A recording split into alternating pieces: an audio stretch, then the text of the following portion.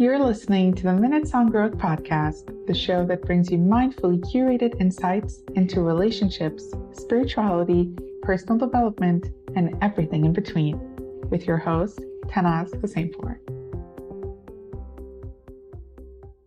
Hi, everyone. Welcome back to another episode of Minutes on Growth. Today, I have the lovely Julie Ciardi, former Fortune 500 marketing VP turned multi-passionate entrepreneur. Welcome.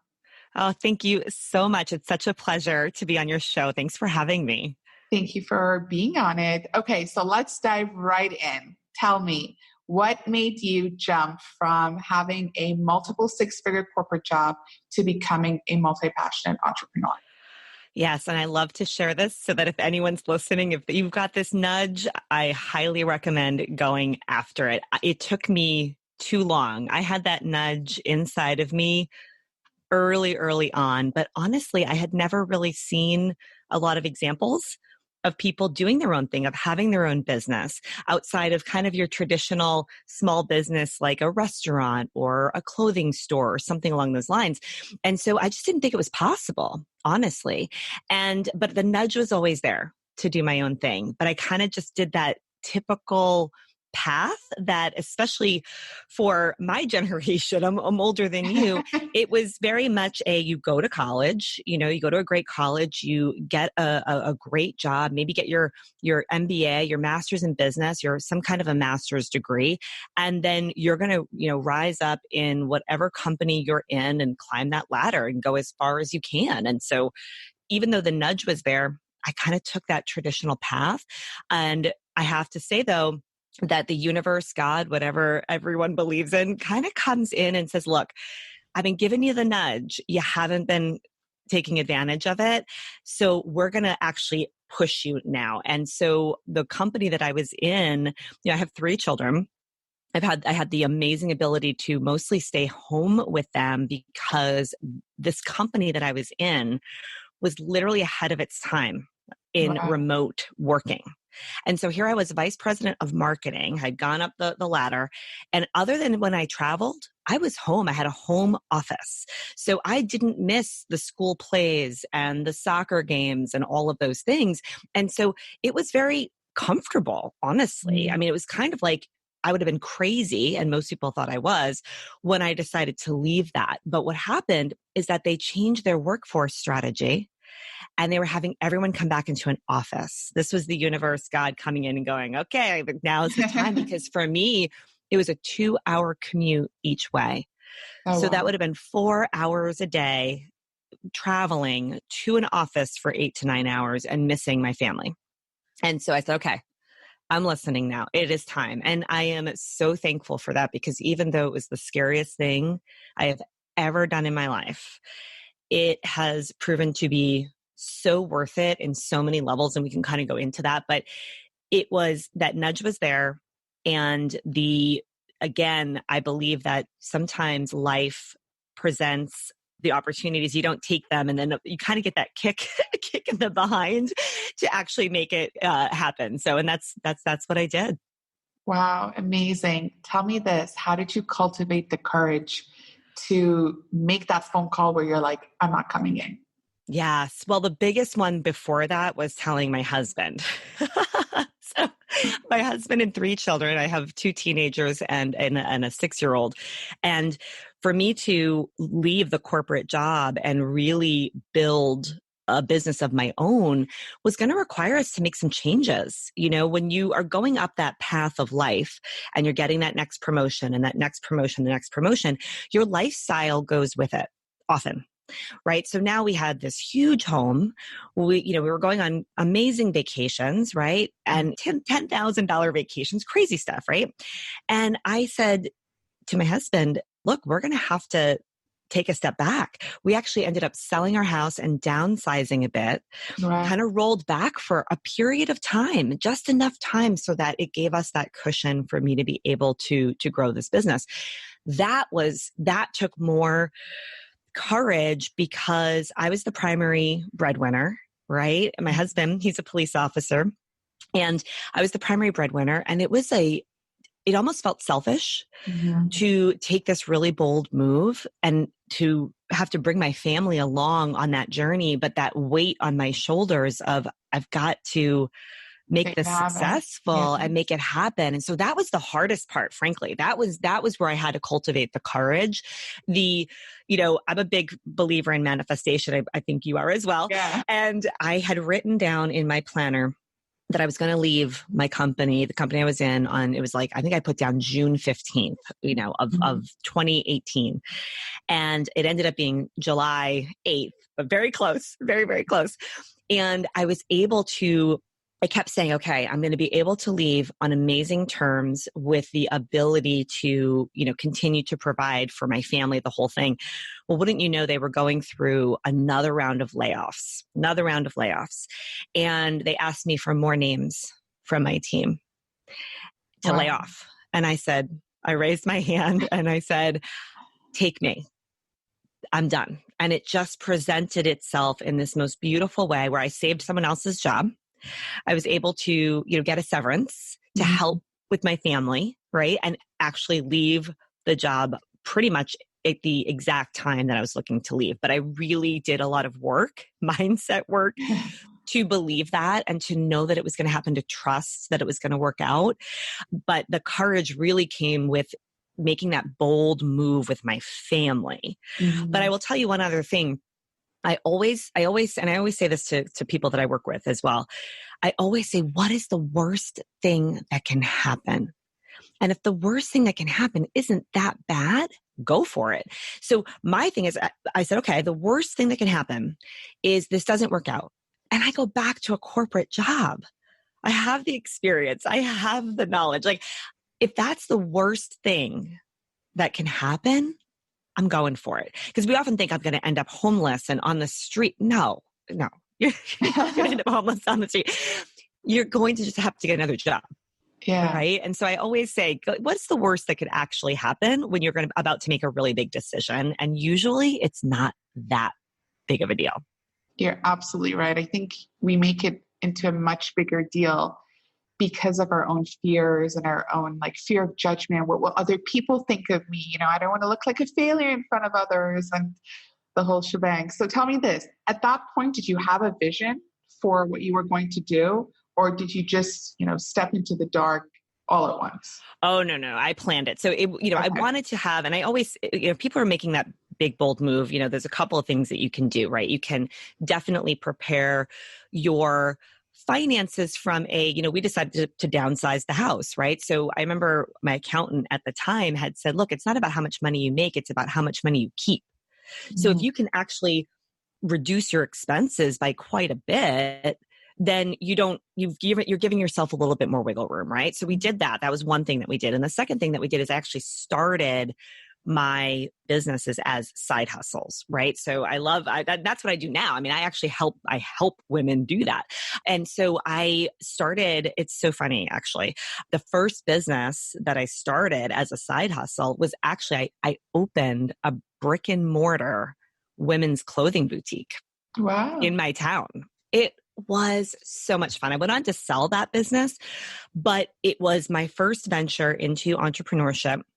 I was able to create a business from scratch with a vision, right? With a vision of what that brand of that boutique was going to be like, and the experience I wanted my customers to have, all of the things. And it was the first taste that I had of what it would be like being on my own. Now, I was still working as a vice president of marketing. I had staff that came in and actually worked in the boutique while I was still doing my day job of marketing. And I started to see the possibilities. My whole world expanded, honestly. I started to meet all of these other entrepreneurs. I started to see this whole online entrepreneur space. I started to see just so much possibility for what I could lean into. And that's when I did a big pivot, even in my entrepreneur journey, and decided to sell the boutique, leave the corporate job, and actually truly pursue helping really be a business and life coach. I got certified as a coach and decided to really lean into helping other people, because one of the interesting things that would happen is people just kept asking me, like, how did you do it? How did you create this business? How did you bring it to six figures in such a short period of time? Teach me, teach me. And with all that leadership and marketing experience I had in corporate, combined with now having done my own thing, it was this perfect marriage of skills and experience to help others.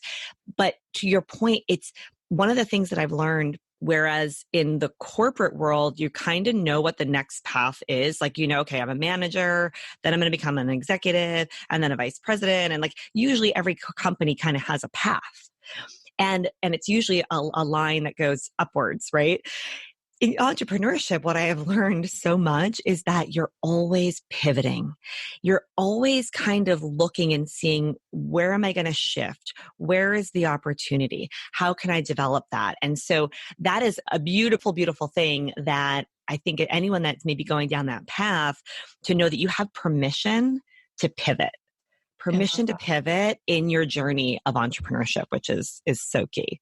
I mean, I'm so surprised you said this and you thought this 2 years ago, because now over the past 8 months, COVID taught everyone that in order to survive and succeed and thrive, like so many businesses did during these past 8 months, they expanded exponentially, is because they pivoted at the right time and they were okay with being flexible with their techniques and their path. So thank you for raising awareness about that and the importance of pivoting. So tell us, what are some of the tips that you can give us to actually creating a six-figure business? Because you did it in such a short amount of time. Like, what do you think were your elements of success?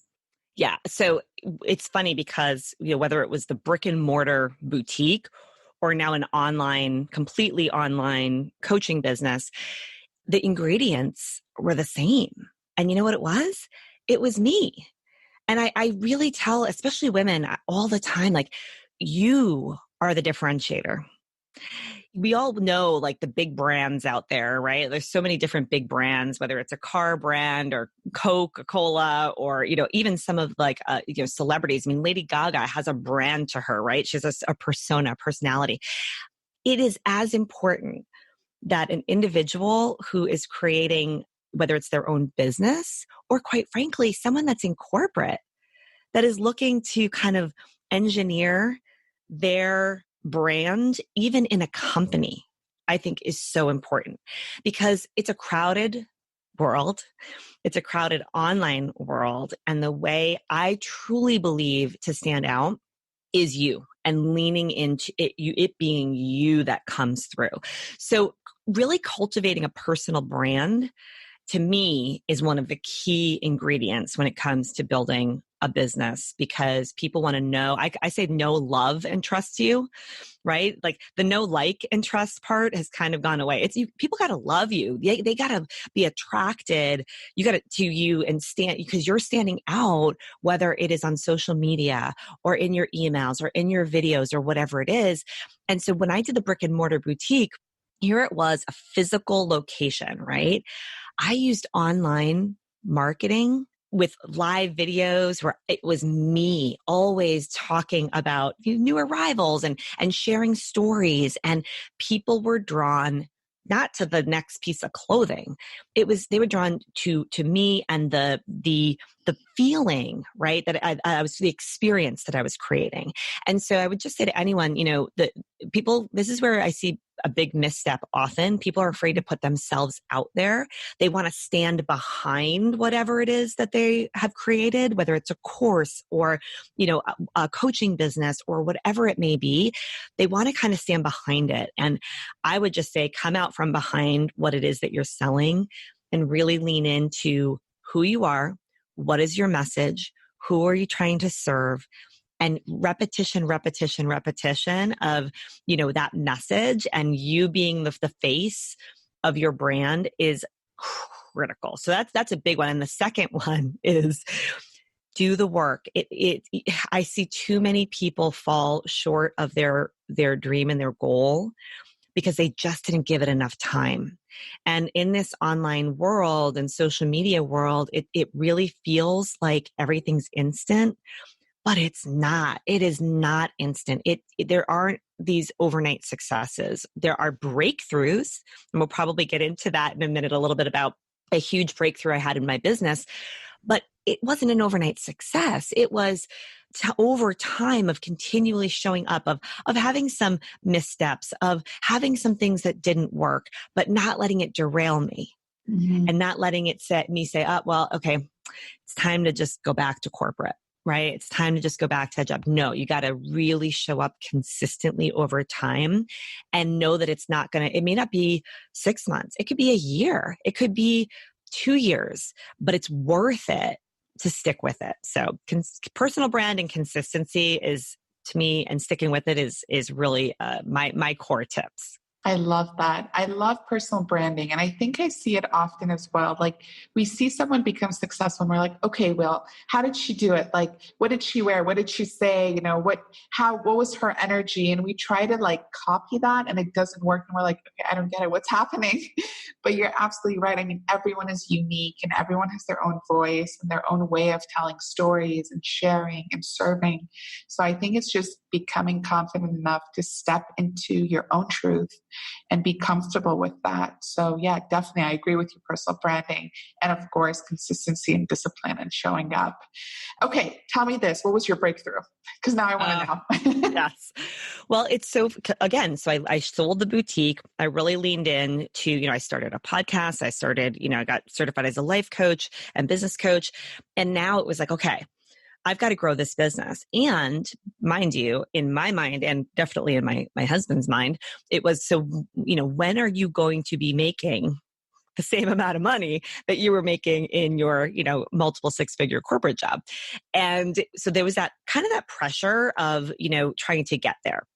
And the first whole year, I mean, it was an entire year, a little bit more than a year of testing, seeing what worked, seeing what didn't. I would launch a 6-week program and then I would launch a course. And then I was testing out these pieces like for a whole year. And I would launch something and I would, I don't know, I'd get $5,000 and then maybe it was like 7,000. And then, one time I hit like, close to 10,000, but it was not sustainable. It was, how do I repeat this? How do I get to recurring income every single month? How do I, start to build a business that I could have an expectation of what the results were going to be and be able to actually repeat the same thing over and over again so that it was consistent. And so it took a whole year of really trying to figure that out. But I got to tell you, a year can feel like a really long time when you are not making, one, the money for sure that you want to be making, but two, it's that success. Like, okay, I had a very successful corporate career. I created this brick and mortar boutique, got that to 6 figures and sold it. Why can't I figure this out? I'm a smart person. I know what I want to do and I know how I want to help people. And I felt like I had the piece parts, but I didn't have it gelled together as a true business yet. But I kept at it. This is to the point of staying consistent and not giving up and really taking that time to journal, to write down. I literally write down my goals and my dreams, like as if I can do it every day. And especially in those times where I really was just like, this has to work. How do I do this?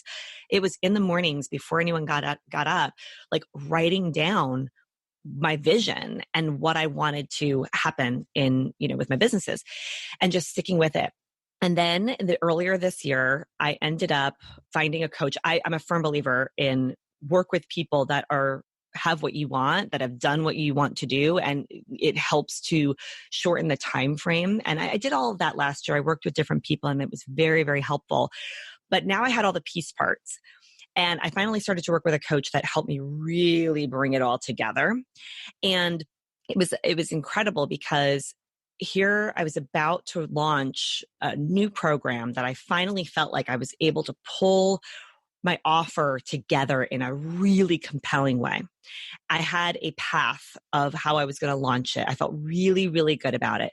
And then COVID hits. I mean, we're talking right in like the couple of weeks leading up to me launching this thing, COVID hits. And my target market is moms.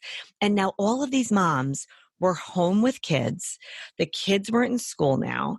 They're trying to homeschool them, all the craziness. There's fear. People are losing their jobs, right? And now I'm going to go launch a year-long program to these women. But I did. And I leaned in harder. And you know what the number one thing was that caused the success? I went from I 10x'd my business during COVID.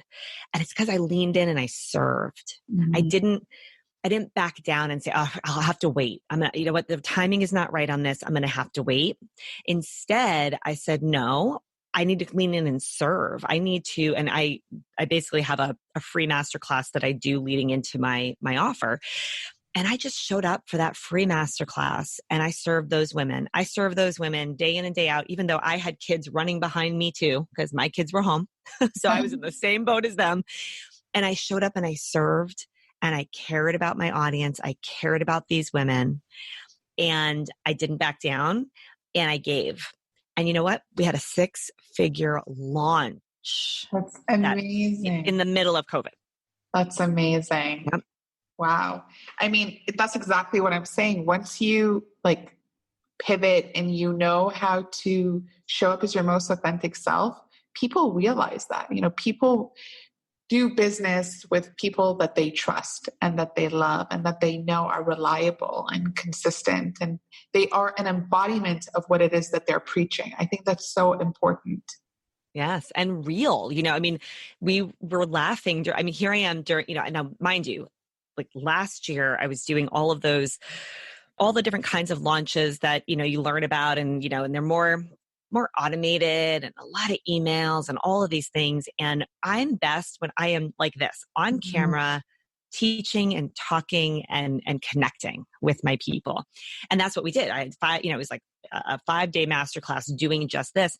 And we'd be laughing because, again, my 6-year-old would be running by, getting dressed, or the teenagers would be coming in and asking questions. And my audience loved that because that was their life.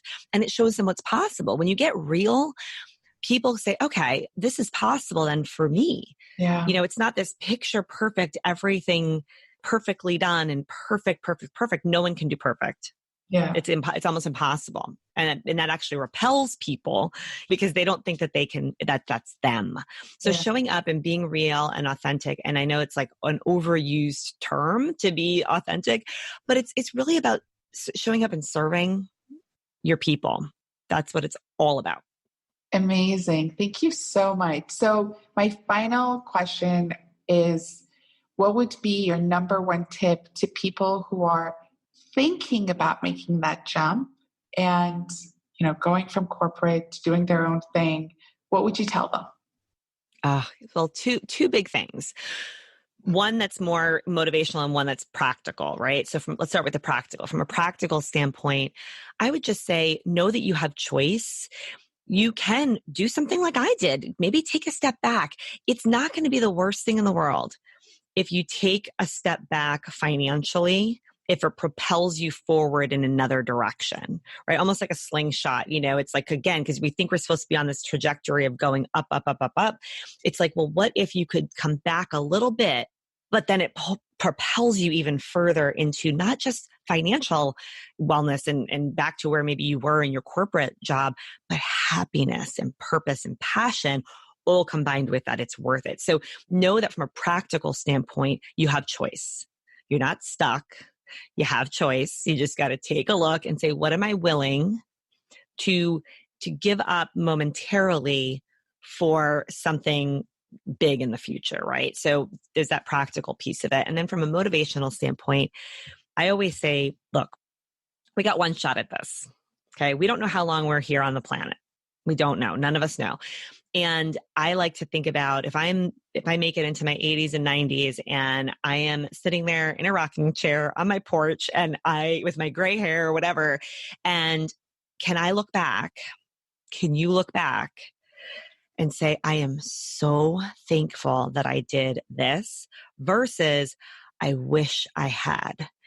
And that is so powerful. And sometimes in the moment, especially when you're younger and you're in your 20s and your 30s, and you just think that's not, well, that's never going to happen. It's never going to come, but it will. I'm in my 40s now, and, it's going to come. So what do you want to look back and be so thankful that you did? And if the worst case scenario is you just go back to corporate, it is worth being able to look back and go, I'm so glad I tried that. I'm so glad I took that chance, no matter what the outcome is. Mm-hmm. Right? So just keep that in mind, that your future self will thank you for taking that step. Wow. Magical words, Julie. And I think that the universe is speaking to me through you, because I was thinking about something today, and you're like, in like X amount of years, will you regret it? And I was just thinking, I was like, oh, wow, I think I am. I have to do this. So thank you for bringing in that clarity for me and for everyone who's listening. You've added so much insight, and, you've shared your wisdom. And when women share their stories, it just proves to us that anything and everything is possible. So thank you for becoming, an example of what success could look like if we actually show up and be ourselves and do all the things that you said we could do. So amazing. And if someone wants to work with you, how can they get in touch with you? Yeah, absolutely. I mean, the biggest thing, definitely follow me on Instagram. We can connect there. You can go to my website, julieciardi.com. And I have a podcast myself, the Ignite Your Side Hustle. And if you just want some motivation to how to build kind of that side thing as you are working that day job, it's a great resource. The podcast is a great free resource to check out as well. Amazing. Thank you so much. And let's stay in touch. That sounds great. And thank you. And thank you for doing what you're doing, because this is so, so powerful for people, and it shows what's possible. So thank you for what you're doing too. Thank you. Thank you, everyone, for listening. Speak soon. Thank you for joining us this week on Minutes on Growth. If you enjoyed today's episode, then make sure you never miss a show by clicking the subscribe button now.